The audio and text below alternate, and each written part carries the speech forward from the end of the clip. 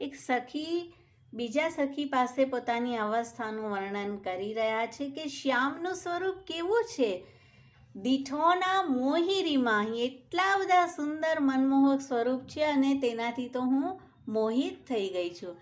અને હજુ તો બાલ સ્વરૂપે શ્રી ઠાકોરજી નંદાલયમાં ખેલી રહ્યા છે. મને તેમને જોઈને થોડો સંકોચ થયો અને ત્યાં શ્રી ઠાકોરજીએ બંને હાથ ઉપર કરી અને મને કહેવા લાગ્યા. મૈયા કહે છે કે મારા લાલાને તો તારી સાથે ખેલવું છે, જા તું તેને થોડી વાર ખેલાવી લાવ.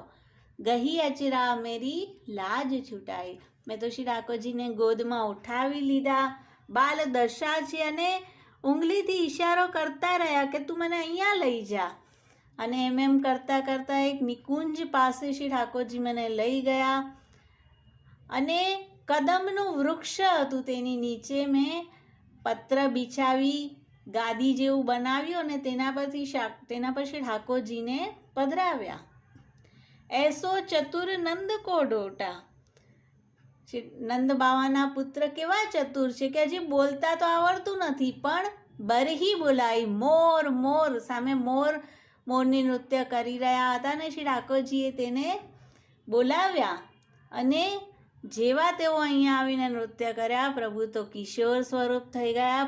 પ્રભુ પણ મયુર નૃત્ય કરવા લાગ્યા અને મારા પણ બંને હાથ પકડીને કહે છે કે સખી તું પણ નાચ. હું તો જોતી જ રહી ગઈ કે હજુ તો પ્રભુને કંઈ બોલતા નથી આવડતું, હજી ઊભા પણ નથી રહી શકતા અને નૃત્ય કરે છે.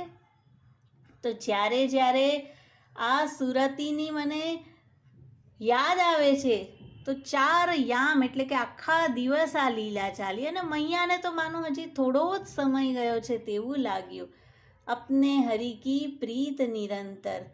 અને મને શ્રી ઠાકોરજીની આવી પ્રીત એટલી બધી સુધી આવી રહી છે. તો ચલ સખી આપણે ફરીથી ગોપાલ પાસે જઈએ છીએ. પરમાનંદ સ્વામી મનમોહન પહેલી કથા સબે બિસરાઈ.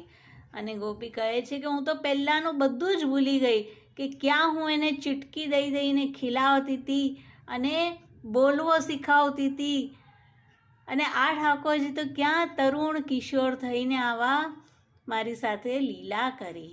તો શ્રી ઠાકોરજી નિત્ય બાલ સ્વરૂપ છે અને નિત્ય તરુણ પણ છે અને આવા જ વ્રજ ભક્તોના ભાવને શ્રી વલ્લભે રોમે રોમમાં ધારણ કર્યો છે અને માટે જ આપનું નામ છે તત્સારભૂત રાસસ્ત્રી ભાવપૂરિત વિગ્રહ.